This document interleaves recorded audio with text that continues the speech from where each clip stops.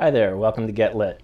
My name's Pete Crooks. I'm senior editor and senior writer at Diablo Magazine, and Get Lit is devoted to speaking with local writers about their writing process. Today our guest is J. Kirk Boyd, who's the director of the 2048 project at Berkeley Law School and a lecturer at Berkeley Law School. Welcome, Mr. Boyd. Thank you, Pete. Glad to be here. So 2048, it sounds like the title of a Stanley Kubrick science fiction movie. What can you tell us about this project? Well, it has a better ending than that, Good. Okay? 2048 is really an extension of the work that was done by Eleanor Roosevelt and others in 1948 on the Universal Declaration of Human Rights. And 2048 is the 100th anniversary of that. And so we're looking at this 100-year turn in which humanity is reaching an agreement to live together that's enforceable in the courts of all countries. Well, let's start in 1948 then. We were 3 years out of World War II. The United Nations had been established just in 1945. And what was the 1948 declaration, and how did it come about? Well, the significance is that in San Francisco, where they drafted the United Nations Charter, they were determined that they would have the four freedoms built into that charter and that agreement that they were setting out to create. And those had been enunciated by Franklin Roosevelt: freedom of speech, freedom of religion, freedom from want, which included healthcare, education, things like this marvelous library, and that those three would lead us to freedom from fear. So those four things were built into the charter. Now, they knew that the charter wouldn't be enough on its own. So President Truman, after Franklin's death, here in San Francisco, at the closing of the United Nations Charter, called for an international Bill of Rights. Okay? And so that's what came about in 1948, was the creation of the makings of an international Bill of Rights, and that was embodied in the Universal Declaration of Human Rights. It took about 3 years to put all that together. Then Title 2048, was the initiative supposed to take 100 years, or is the idea that we're looking at where we'll be 100 years after this established declaration? Well, they understood in 1948 that there were going to be future steps. And when you look at the Universal Declaration in Article 28 of it, there's a specific reference to the fact that there shall be an international social order that provides for the realization of the rights in the document. So they knew that they were creating a declaration, but they also foresaw the time, which we're now at, where there would be future documents to make the rights enforceable. And so this is the natural progression. This would be nothing surprising to Eleanor Roosevelt about our continuation of her work in this 2048 project. Where do you think Eleanor Roosevelt, how do you think she'd feel about where we are right now in 2010? How far along have we come from what the vision was in 1948? Well, I think she'd be joyful if she was here in this library, because this library, it's just a remarkable demonstration of what we can do as a community. And here, this community's come together to create not only a great educational space, but a sense of camaraderie. And Eleanor had that same sort of vision, except on an international plane. And she saw that as our true method of security. And on that international plane, she would say that we've made great progress, and we have, because a lot has been accomplished in the last 60 years, but we still have a ways to go. And so she would be pleased that we're continuing her work, I'm sure. Let's talk about you a little bit and your background. You're a Mill Valley resident now and a lecturer at the Berkeley Law School, as well as the director of this program. Where did you grow up, and what's your background, academic background, that led you to this program? Well, I grew up in Palo Alto. Okay. And so in libraries there in Palo Alto, it's always, although I was thinking, we certainly have some nice libraries, but nothing quite as ornate as this. This is quite an accomplishment. But I went on to the UCs. I went to UC Santa Barbara and studied political science, and then on to UC Berkeley for law school. And so the people of the state of California have been very good to me. And I feel very grateful for the opportunities that have been given to me. And that's part of the reason why I do this work. Is it's a way for me to give back. And you started writing the book in the late 90s? Is that when the book project started to come together? It is. It was the late 90s. I worked with a famous professor named Frank Newman, who actually was in Orinda, and a wonderful man. And he passed away when I was working with him, and I've really kept true to my promise to him that I would try to figure out how to make human rights juridical. See, Frank was on the California Supreme Court as well, and by juridical, what he thought was how to make them so that you could actually stand in court and have your human rights be enforced. So I've carried on that legacy. And this is an international declaration, right? This isn't just for U.S. citizenry. This is for every human on the planet. What is the procedure for making that sort of wide sweeping a juridical declaration? Mm-hmm. Well, thanks for using the word, first off. Bless Frank, okay? That's a great thing in itself. But also, a lot has emerged in the world already as part of the 60-year trend. Mm-hmm. In Europe, they have the European Convention on Human Rights. And there you have a Bill of Rights that applies in 47 countries. And most people in America don't know about that, but it's worked remarkably well. We have a great film on our website, which is just at 2048.berkeley.edu. That's done by students for students. And I really encourage the viewers to look at that. And in that, they show, they took satellite imagery showing Europe, and then they move closer and closer to Europe until you get to this European court that has judges from 47 different countries. Mm-hmm. And so basically what 2048 is about is taking that European model and figuring out how it can work for 192. And you already have other regional courts that are developing in Africa and in Central America and South America. So this is a process that's well underway. What was your experience as you were working on this project around the September 11th, 2001 events? And then we can talk about how the world has changed because of those events.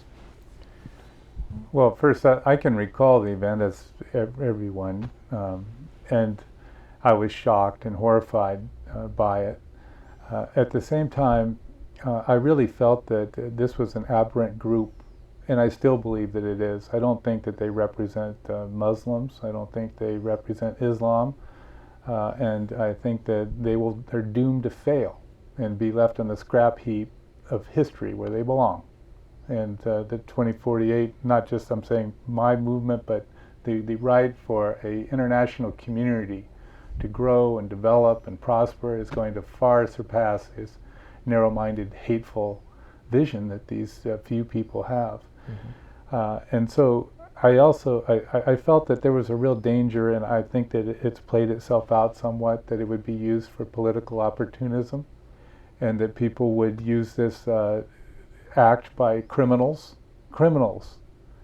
as a call for war. And these people then represented any government. They were just criminals. They're still criminals. Mm-hmm. And it does a disservice to even say that we're at war with them, because I think that we could actually defeat all that they stand for the way that the Roosevelts envisioned, which was to have greater security through freedom from want and for all people. You know, it's interesting, Roosevelt, when he gave his Four Freedoms speech, because as president he was so self-confident, he got out his pen and he just wrote right on his speech. After all, he was president, right? Mm-hmm. Did what he wanted. And he wrote on there, after each freedom, everywhere in the world. So he said freedom of speech everywhere in the world. Freedom of religion and so on, everywhere in the world. And his advisors saw that and said, wait a minute, Mr. President, not all Americans are going to want freedom from want for everywhere in the world. And he said, well, they better, because you've asked a very thoughtful question. Roosevelt would say, it's no big surprise that the Taliban came out of the worst poverty in the world. We let it happen. Mm-hmm. If you look at the end of that Tom Hanks movie, Charlie Wilson's War, you know, I won't swear here on television, mm-hmm. but he said, we won the war, but we messed up the end game. So it's a thoughtful question. Sorry for a long answer. No, that's interesting. And I'm also intrigued by the the vision of the 1948 Declaration, coming 7 years after the Pearl Harbor attacks and immediately following the horrors of World War II, there seemed to be, from 1945 to 1948, this incredible surge of optimism in the world community. In contrast to September 11th, 2001, immediately following that, I think in the States we felt a camaraderie to band together as a community, and I remember a warmth in the immediate communities that people felt. There was incredible anger and sorrow and horror, but there was this sense of appreciation for our neighbors and everything. But I wonder, 9 years later, if we've drifted away from that a little bit, in that we have a lot of animosity and polarization in the American community, that there seems to be a lot of finger pointing that it's the other side of the political fence that's causing all the problems, or it's another religion that is antagonistic towards our freedoms or whatever. And there isn't necessarily, I'm concerned that there isn't necessarily enough of an understanding of the larger human condition, and there's more of a, I like where I am, everybody else is at fault. Yeah, well, that's another keen observation. And the one thing that I think we should recall together is that right after 9/11, that there was international outpouring of community spirit. In Iran, they were marching in candlelight vigils, for the atrocity that had happened to the Americans. Okay, so I think that was really a moment lost, in that we became very unilateral and with our attacks in Iraq and the $1 trillion that we spent through all of that. And in a way, we've alienated what was an international community that I think was ready to really merge and come to our aid through some of our own actions. I think we missed an opportunity there. And as for the polarization that's occurring now, it's just a tragedy, really. It's an opportunity, another further opportunity lost, in that there are basic premises that we all stand for as Americans. And things like freedom of religion is fundamental to our core. And how we could do anything other is really, at that point, we're weakening ourselves. Right? They're beating us by making us, or through our own doing, not theirs. You see, so I hope that 2048, and it does. When people read this book, from all different backgrounds, it's not a polarizing book. In a lot of ways, it's very libertarian to say, hey, there are some fundamental rights that also the government, that we have from government. It used to be standard conservative values, keep the government out of my life. A lot of that resonates with me. So this book, it covers the spectrum and tries to avoid that polarization. So let's talk about your writing process in putting this book together. It was published in April of this year and was at least a decade-long process. Meanwhile, you're lecturing at UC Berkeley. So can you tell us about the formation of this text? I think H.G. Wells put it best, that writing a book is like having an illness that you can neither cure nor deny. So my wife will tell you too that there are just, as many authors will tell of, those late nights. I find myself writing at the end of the days, the wee early morning hours and the wee hours of the evening, much as Jack London did, or Henry Miller, or any number of authors, right? I'm sure who you meet on a regular basis. And then it's having a story. And here I really feel that with Eleanor Roosevelt and the others, there's another famous Canadian, and I've been touring Canada, and I love touring Canada. I love Canadians, And that's because John Humphrey worked with Eleanor Roosevelt. He was a Canadian. He did the actual research on the Universal Declaration of Human Rights. And in 1984, this is as we're further through that trend with the European Convention that I told you about, he wrote, and I used this last week in the University of Toronto Law School where I was a keynote speaker. He wrote, and this is a quote, he said, "If the international community ever becomes really serious about human rights, then we will take the European Convention and make it universal. Okay, now that's exactly what we're doing with this project. So that's the story, and that's the story I'm trying to tell, is that there's a forgotten history here that's very American, very Canadian, something to be very proud of. Mm-hmm. And that's why we have this whole process for people to join us in the dialogue, to teach that history. I did a story for Diablo years ago about Alfred Peet, the founder of the gourmet coffee revolution, who roasted coffee out of a small shop in Berkeley. And what Pete discovered, because at the time in the late 60s, American coffee was not very nice stuff. It was all freeze-dried and mass-produced. And Pete saw that, you know, there was a market for gourmet, fresh roasted beans, and it's really the best way to present coffee. And what he also recognized was the incredible value that the UC Berkeley community had of international thinkers, and people would come into a shop and say, well, I'm from Turkey and the way we roast coffee is this, and then somebody else would come in and say, I'm from Austria and our coffee houses do this. And I always thought that was this fascinating microscopic study of the global community that exists around the UC campus. So I'm wondering if you can tell us a bit about what the programs are like at the Berkeley Law School, and specifically the 2048 programs with young students from international communities and American students coming together. Can you talk a bit about that? Certainly, another thought-provoking inquiry, because it's a great comparison. The key thing that you just told me about with Pete was that he went to these other people and talked to them from around the world to find out what they were doing that works. That's similar to what Gandhi did for Eleanor Roosevelt on the Universal Declaration with freedom of religion. She asked him, go out and see what works and if there's support. Mm-hmm. And he came back and he wrote her a beautiful letter saying, and it's in the book, that he thought that the deeper that he went, the more disparity that he would find. Instead, he found that the deeper that he went, the more there was in common. You see? And it's that inquiry, whether you're Pete or Gandhi or Kirk, it's that desire for dialogue. And that's what this whole project's about. And that's what the internet gives us. This incredible technology center here in this building, bringing all these people together. The whole thrust of 2048, more than anything else, and part of the reason why we give ourselves so much time to do it, is to have an international dialogue. That's why the best thing that people can do is to go to our website.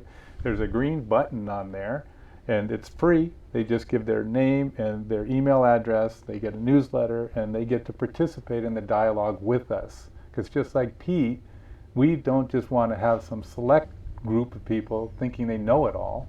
We want to have a genuine dialogue with the whole international community. You were also saying that this book is available for educators to use free of charge. Can you talk a bit about that outreach? Absolutely. I'm glad it's been a bestseller. It was a bestseller for 4 weeks here in the San Francisco Bay Area. Mm-hmm. And so I love bookstores and libraries, and I wanted to keep selling there. At the same time, we have donors, supporters who want the book out in the schools. And so they've bought large thousands of the book, copies, to put into the schools. So any teachers that are interested in teaching using this book, we will give them the book as long as they're going to use it in their schools to teach this forgotten history. America was leading the way with the Universal Declaration of Human Rights. Mm-hmm. So this is our heritage. This isn't something that we're making up. As long as they want to share that heritage, we want them to have the curriculum at their disposal. The idea of the book being in bookstores, you must have done numerous appearances to speak about the book. What has the reaction been in the independent bookstores that you've gone out, not necessarily in the academic environment where you work, but out in communities and in the reading community? How have general readers reacted to the book and to the thoughts and ideas that have come from your personal appearances? It's really been great. It's been a great atmosphere. And when I am out speaking in the bookstores, I have a PowerPoint. And so I've had these images of Eleanor Roosevelt and Rene Cassin, these others, Franklin Roosevelt, so that they can see But I have images from around the world too, so that they get a sense that through this book that they're part of something big that's underway. And so there have been great discussions. I always I make a presentation, but I always save plenty of time for discussion, because the people love to talk about rights, as they should. I mean, these are basic core value issues. And students love to talk about them, the general public does, so it's always a fun time. What are other materials? I think of a documentary film by a filmmaker I really appreciate called Taxi to the Dark Side, which followed a taxi driver who was unjustly sent to Guantanamo. What are other materials that have come along in the 10 years that it took to write this book that were important resources for you to consider? Well, I think one of them, Pete, is the resources on global warming. It's just atrocious. Our generation, it's one thing for us to have done nothing, been driving these monstrous cars and having this whole coal-based system and just getting on with our lives for our kids when we didn't know better. Mm-hmm. But we do. It's foolish for people to be in denial. And for those of us who are looking at the true science, we have to do something. So that to me is one of the key things that's really a key piece of all of this is the environment. We need to have solutions that match the scope of our problems. With global warming, it's an international problem, okay? And with a lot of these the equality for women, these are international issues, right? These fundamental things need to be dealt with on the same scale with which the problems exist. One more question about sort of a pop culture spin on this. I mentioned early in the interview that 2048 reminded me of the Kubrick 2001 or 2010 film and the Arthur C. Clarke titles. I'm a huge film geek, so I love science fiction movies, particularly those movies that came out in the early 70s, which had these very interesting ideas about the future. Mm-hmm. But the filmmaking... Soylent Green, for example. Soylent Green, the Omega Man, Silent Running. I love the idea that we're all going to be wearing jumpsuits in the future, sort of polyester jumpsuits, and that for some reason they didn't realize that computers, 100 years in the future won't have a giant square blinking cursor, that the technology would advance faster than that. If you could look forward to the year 2048, what do you envision the world looking like? I don't think that Charlton Heston realized what he was doing, but on the course that we're on right now, it's going to look like Soylent Green. Yeah. And we are just foolish to be going down this path. Listen, this is fun, and it's enjoyable to do 2048, but there are serious issues at stake now. In Soylent Green, for example, it's a great. I'm glad you brought this. You had the Reeks and the Wrecks. It's like a Vonnegut book too. If you like player piano, mm-hmm. I would recommend to people here in this library where you got the Reeks and the Wrecks and you got the elites. Right? It's the same way in Soylent Green. Well, now in America, the top 400 people have more wealth than the bottom 150 million. Okay? Mm-hmm. And I'm no revolutionary. I don't want to take anybody's money, and I don't want any violence. But we need to take corrective steps to make sure that for our communities, we have things like this. This is beautiful. This library is the epitome of where our international community needs to be. And this is socialism. This is the community getting together and saying we're going to pool our community resources to make sure that we have something good for our children, for our elderly, for our entire community. And I'm against state socialism. I love capitalism. I helped rewrite the Russian Constitution. Okay, I did more than a lot of CIA people in helping to bring down that whole thing. But at the same time, the University of California, again, socialism. It's not a matter of community support and being socialistic. It's a matter of it being a community service. I think that's the way to look at it. So right now, if you're looking in the future, I think we want to make sure that we don't end up in a Soylent Green kind of environment, And the way that we don't end up there is to make sure that we have a decent life for all people, while at the same time we have vast disparities in wealth for those who have earned it. Well, I think the beautiful Walnut Creek Library is a great example of that. And so in conclusion, I just want to talk a bit about libraries. How have you used them in your entire life? And how do you use libraries now as far as an important resource for the research and the writing that you do? Well, one thing is that I'll go to a library like this, or in Mill Valley, or in Berkeley, just because I like the atmosphere. One of the greatest things about this is that they've created this as a community resource. And it's just, to me, that's one of the great things, is the feeling, ever since in my youth, right? To be around books, to be among books, to have it be really positive sense of who I am and what I enjoy in life. I'll just go to them, just to be there. That's part of my answer. The other is that I remember there was a famous professor at Bolt, and I have these 3 law degrees there, so I spent a lot of time in the library. And he used to be, he'd go up, and his name was Riesenfeld, and you would hear the shuffling, because by the time he was 80, he walked very slow, and he'd be shuffling. And I would be there on the 4th floor of the law school library with these books, and I would hear him come shuffling. And we'd be the only 2 up there.